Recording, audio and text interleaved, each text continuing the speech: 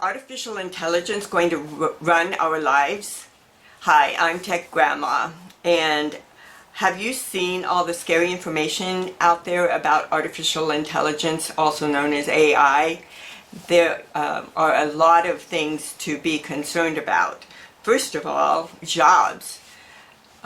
We all know that already there are a lot of jobs that have been taken over by robots and computers, and that's certainly not going to get less as time goes on. Soon we won't have any job to do. We won't have a way to make a living. Secondly is deception.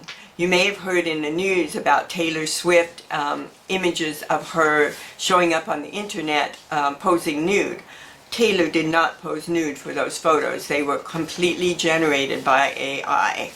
And in a similar situation, there's a modeling agency in Spain that has a model that was completely created by AI. This person does not exist at all, and she's making millions of dollars. The third thing I found was bias. So recently, Google's AI model called Gemini was asked to generate images of Nazi soldiers, what Nazi soldiers might have looked like. And the images that it came up with were female, they were Oriental, they were African American, none of which actually were Nazi soldiers. Another question that was posed to this AI was to generate images of congressmen, what a congressperson might have looked like in the 1800s. And the images it came up with were female, African American, and even Native American, and none of those were actually serving in Congress at that period in history. So another concern that I had not thought about, but this researcher named Sasha Lucioni, who has been researching AI for over 10 years, and she has an organization called Bloom. They did a paper on the environmental impact of AI, and they found that a bank of computers that forms one AI model takes an extreme amount of power and therefore leaves a very large carbon footprint.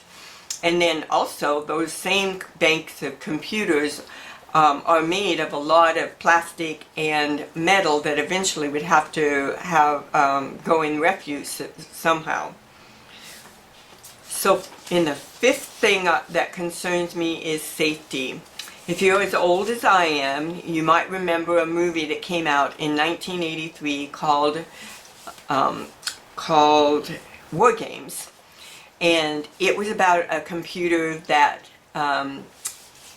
was being used by the military and ends up almost creating a nuclear war. And fortunately, a young teenager comes to the rescue of us all and saves the world from nuclear war. But in today's world, that's a very real threat. There's a researcher, or a doctor of theoretical physics named Sabine Hossenfelder, and she has done a video about how a group of AI models were queried about, and these were ones that are used by the military, so that's what their subject matter is supposed to be, and they were queried about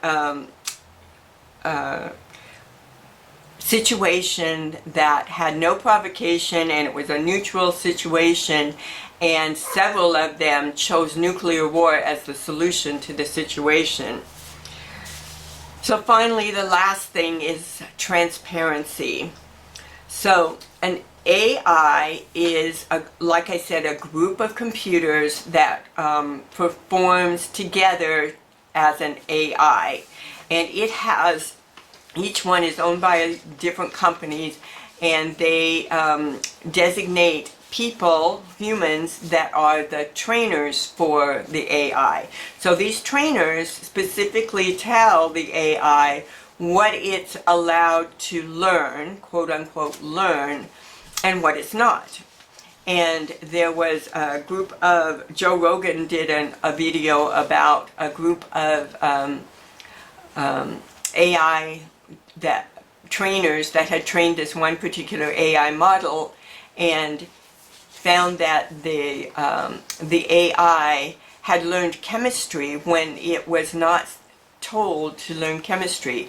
So the AIs had not had been learning chemistry on their own. That was a decision made by the AIs, not by the trainers. So another person, Mo Gaudat, who was interviewed by Tom Bellew of the organization Impact Theory. So Mo Gaudat is the author of Scary Smart, which is a book about AI, and he also is a former chief business officer for Google. And he says that there are currently, right now, there are 3 things that are inevitable. The first is that there's no shutting down AI. It's gone. It's going to completely continue, and there will be no getting rid of it entirely. Secondly, AI will be smarter than humans at some point, and it's probably not going to be too much farther in the future. And the third thing is that bad things will inevitably happen in this process. So it's probably not an immediate concern like today or tomorrow, but it definitely is something that we should spend some time considering, and that we should put some pressure on the powers that be to put constraints on AI so that it doesn't cause our demise. This has been Tech Grandma. If you have any burning everyday tech questions that you'd like answered, please leave a comment below so that I can do a video for those.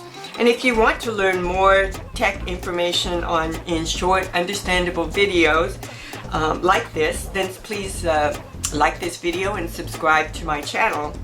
And I'll see you on the next video where I compare phone apps that use AI to alter images. So bye for now.